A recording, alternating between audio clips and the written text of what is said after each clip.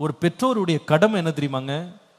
மற்றவங்க சொல்லுவாங்க இந்த பிள்ளையை கொண்டு போடுன்னு, ஒரு தகப்பனும் தாங்கி சொல்லணும் என் பிள்ளையை நான் வளர்த்தே தீருவேன். என்ன ஆனாலும் சரி, எவ்வளோ பெரிய ஆபத்து வந்தாலும் சரி, எவ்வளோ பிரச்சனை வந்தாலும் சரி, எவ்வளோ பாடு வந்தாலும் சரி, இந்த பிள்ளையை நான் வளர்த்தே தீருவேன். சில வேளை ஒரு டாக்டர் உங்ககிட்ட சொல்லுவார், இந்த பிள்ளை சரியா வளர மாட்டேங்குதுமா, இந்த பிள்ளையை கலைச்சிரு. ஒரு உண்மையான தாய் என்ன சொல்லுவா தெரியுமா? அது என்ன ஆனாலும் பரவாயில்ல, என் பிள்ளையை நான் வளர்க்குறேன், என் பிள்ளைய நான் கருக்கலைப்பு செய்ய மாட்டேன் அப்படின்னு ஒரு நல்ல தாய் சொல்றதுக்கு தைரியம் இருக்கணும். இந்த பிள்ளைக்கு ஆபத்து இருக்கலாங்க, எவ்வளோ பிரச்சனை வரலாம், என் பிள்ளை என் கையால் நான் கொல்ல மாட்டேன், என் பிள்ளையினுடைய முடிவை நான் எழுத மாட்டேன், என்ன கஷ்டம் வந்தாலும் என் பிள்ளைய நான் காப்பாற்றுவேன், என் பிள்ளைய நான் வளர்ப்பேன், அது எத்தனை மாசம் ஆனாலும் சரி வளர்ப்பேன், எவ்வளவு ஆபத்து வந்தாலும் சரி வளர்ப்பேன், எவ்வளவு பாடு வந்தாலும் சரி நான் வளர்ப்பேன், அவன் வளரட்டும். கர்த்தர் என் பிள்ளையை எனக்கு சுதந்திரமா கொடுத்திருக்கிறார். கற்பத்தின் கரி அவரால் கிடைக்கும், விசுவாசிகள் ஆமென் சொல்லுங்க. இது கர்த்தர் கொடுத்தது. ஆணோ பெண்ணோ வளர்ப்பேன், வளர்ப்பேன். இன்னைக்கு ரொம்ப வேதனையா இருக்கு, நான் சொல்ற காரியத்துக்காக வருத்தப்படாதீங்க. இன்னைக்கு ரொம்ப வேதனையா இருக்கு. இன்னைக்கு நிறைய பிள்ளைகள் வெளிச்சத்தையே காணாம கொல்லப்பட்டிருக்கிறார்கள். கேட்டா அன்பிளான்ட் பிரெக்னன்சி பாஸ்டர், நாங்க பிளான் பண்ணல, இந்த பிள்ளை வரும்னு நாங்க பிளான் பண்ணல, ஆனா கருத்தரிச்சிட்டேன், இருக்கவே இருக்கு ஒரு மாத்திரை, பிள்ளைய முடிச்சிடலாம். இதுக்கு ஒரு டாக்டர் இருக்காங்க, போய் நின்னா ஒரு ஊசி போட்டா போதும், பிள்ளைய கலைச்சிடலாம்.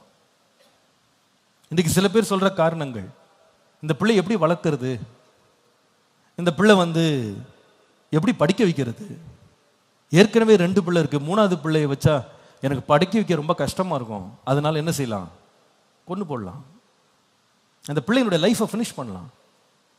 இன்னைக்கு சில பேர் பிரெக்னென்ட் ஆயிட்டேன், அதனால எனக்கு வேலை போயிடும், அல்லது என் கெரியர் பிரச்சனை ஆயிடும், எனக்கு நான் நினைச்சபடி நான் என் வேலையில் உயர முடியாது, வேலை செய்ய முடியாது, பணம் சம்பாதிக்க முடியாது, அதுக்காக பெற்ற தாயும் தகப்பனும் தீர்மானம் பண்றாங்க பிள்ளைய முடிச்சிடலாம்.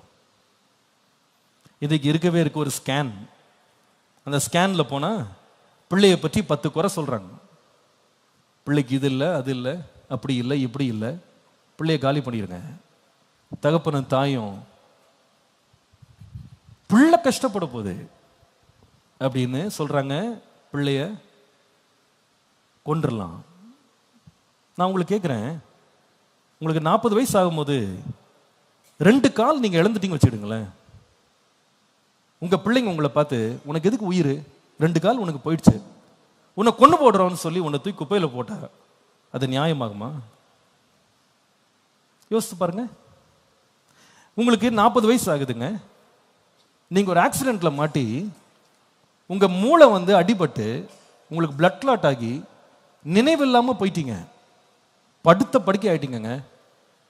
உங்களை கொண்டு போய் உங்க குடும்பம் தூக்கி குப்பையில போட்டு இனி நீ வாழ வேணாம், உனக்கு உயிரும் கிடையாது, உனக்கு நினைவும் கிடையாது, அறிவும் கிடையாது, நீ எதுக்கு இன்னும் உயிர் வாழ்ற, நீ எங்களுக்கு தேவையில்லை, எங்களுக்கு பாரம், உன்னை பார்க்க முடியாது, எங்களுக்கு ரொம்ப செலவு, எங்க வேலையெல்லாம் போச்சு, எங்க நேரம் எல்லாம் போச்சு, எங்க சுகம் எல்லாம் போச்சு, உன்னை எப்படி நாங்க பார்க்கறது அப்படின்னு சொந்த பெற்றோர பிள்ளைங்க தலையில் அடிபட்டுச்சு, சுயநினைவு அற்ற போயிட்டா அப்படின்றதுக்காக தூக்கி போட்டா அதை நியாயம்னு சொல்லுவீங்களா?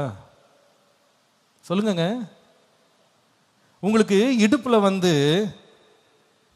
ஒரு 2 எலும்பு தேஞ்சு போச்சு, உங்களால் நிக்க முடியல, எந்த பொருளையும் தூக்க முடியல, அதுக்காக உங்களை தூக்கி போட்டா நியாயம்னு சொல்வீங்களா? நேற்றைக்கு நான் ஒரு வீட்டுக்கு போயிருந்தேன், நம்முடைய சபையினுடைய ஒரு முதிர்ந்த ஒரு விசுவாசி, அவங்க பழைய கால விசுவாசி, 90 வயது அவங்களுக்கு, இப்போ 90 இயர்ஸ். இவ்வளவு நாள் நல்லா இருந்தாங்க, சுகமா இருந்தாங்க, ஆனால் கடந்த வாரம் திடீரென்று அவர்களுக்கு லெஃப்ட் சைடு ஃபுல்லாக பேரலிசிஸ் வந்துருச்சு, பக்கவாதம், ஒரு சைடு ஃபுல்லாக பக்கவாதம் ஆயிட்டாங்க, வாயெல்லாம் கோணிருச்சு, அவங்களால பேச முடியல, இப்போ உட்கார முடியல, நிற்க முடியல, அவங்க படுத்த படுக்கை ஆயிட்டாங்க. அவங்களுக்கு இருக்கிற அத்தனை பிள்ளைகளும் அந்த அம்மாவை சுற்றி உட்கார்ந்து அவங்கள பராமரிக்கிறாங்க. என்ன செலவானாலும் பரவாயில்ல, வயசு என்ன சொல்லுங்க? 90 வயசுங்க. உனக்கு தான் மூளை வேலை செய்யலையே, கை கால் வேலை செய்யல, தூக்கி போட முடியுமா? ஒரு பெற்றோருடைய கடமை என்ன தெரியுமா? என்ன ஆனாலும் பரவாயில்ல, அந்த பிள்ளையை நான் வளர்ப்பேன். எவ்வளவு ஆபத்து எனக்கு வந்தாலும் பரவாயில்ல, பிள்ளையை வளர்ப்பேங்க. ஒரு தேவனுடைய பிள்ளை இந்த தவறை தயவு செய்து உங்க லைஃப்ல செய்யாதீங்க. பிள்ளையை கொடுத்த டாக்டர் இல்ல, பிள்ளையை கொடுத்தது கர்த்தர். கர்ப்பத்தின் கனி அவருடைய சுதந்திரம், அவரால் கிடைக்கும் பலன். அது என்ன ஆனாலும் பரவாயில்ல, என் பிள்ளையை நான் வளர்ப்பேன். இன்னைக்கு மெடிக்கல் ஃபீல்டு இன்னைக்கு எப்படி ஆயிடுச்சுன்னா, அநேக பெண்களை அவங்க கருத்தரித்து போகும்போது ஸ்கேன் என்ற பெயரில் ஸ்கேன் பண்ணி, உனக்கு இது இல்லை, அது இல்லை, அது கிடைக்கல, இது இல்லை, எதையாவது ஒன்று சொல்லி 6 மாதம் 7 மாதம் 8 மாசத்துல கூட மறைமுகமாக அவங்க என்ன செய்யறாங்கன்னா, பிள்ளைகளை கொல்றாங்க. உயிரை எடுக்கிறதுக்கு எந்த அதிகாரமும் நமக்கு இல்லை. மறந்துடாதீங்க அதை. You don't have the right to kill anybody. இன்னைக்கு நிறைய பேர் வெளிநாடுகளில் கருத்தடை சட்டம், இந்த பேர் என்ன, இந்த கருக்கலைப்பு சட்டத்துக்கு விரோதமாக அமெரிக்காவில் பெரிய போராட்டம் நடக்குது. அவங்க என்ன சொல்றாங்க தெரியுமா? பிள்ளைய உயிரோட வைக்கிறதுக்கும் கொல்றதுக்கும் தாய்க்கு தான் உரிமை இருக்குன்னு சொல்றாங்க. நான் கேட்கிறேன், உங்களுக்கு எப்படி உரிமை இருக்கு? எந்த தாய்க்கு உரிமை கிடையாது தெரியுமா? ஏன் தெரியுமா? எந்த குழந்தை உருவானாலும் அது உருவான நாள் முதல் அந்த பிள்ளை தனித்துவம் வாய்ந்த ஒரு பிள்ளை. அந்த பிள்ளைக்கு தனி டிஎன்ஏ, அந்த பிள்ளைக்கு தனியான ஒரு ஃபிங்கர் பிரிண்ட், அந்த பிள்ளைக்கு தனியாக ஒரு கரு இருக்கு, அதுக்கு தனி மூளை, தனி வாழ்க்கை, தனியாக அந்த பிள்ளை வாழக்கூடிய திறன் உள்ளதா இருக்கிறது.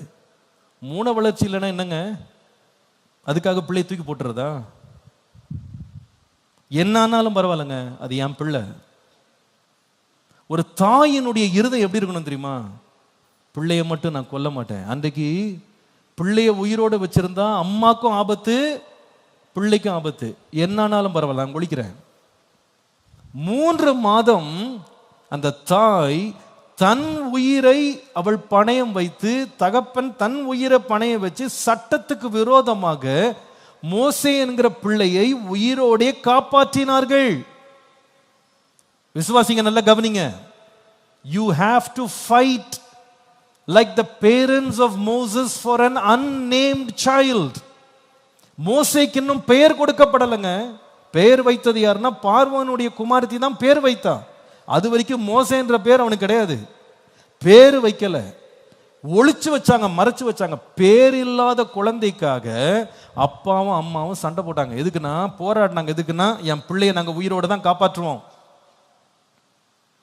அதற்காக எவ்வளவு வேதனை வந்தாலும் நாங்க சகிக்கிறதுக்கு ரெடி. அதற்காக நாங்க பாடுபட ரெடி. அரசாங்கத்தின் கோபம் எங்க மேல் திரும்பினாலும் ரெடி. பிரியமானவர்களே, ஒரு பிள்ளை பிசிக்கலா, இமோஷனலா, மென்டலா ஒரு பிள்ளை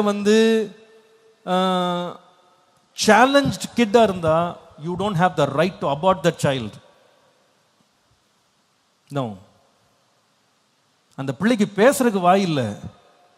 அதுகிட்ட கேட்டீங்கன்னா சொல்லும், என்னை உயிரோட விடுங்க. அது சொல்லுங்க, அது சொல்லும். ஏங்க, நமக்கு 50 வயசு ஆனா கூட, 70 வயசு ஆனா கூட பிள்ளைய பார்த்து கெஞ்சுறாங்க, டேய் என்ன எங்கேயாவது ஒரு டாக்டர்கிட்ட கூட்டு போய் கொஞ்சம் பாருடா. டாக்டர் சொல்றாரு, உனக்கு இருதயம் பாழா போச்சு, கிட்னி பாழா போச்சு, லங்ஸ் பாழா போச்சு, எல்லாமே பாழா போச்சுன்றாரு டாக்டர். அவர் சொல்றாரு, அந்த பிள்ளைகளை பார்த்து சொல்றாரு, அந்த பேஷண்ட்டை பார்த்து சொல்றாரு, இவங்க தேற மாட்டாங்கங்க, இவங்களை காப்பாற்ற முடியாது.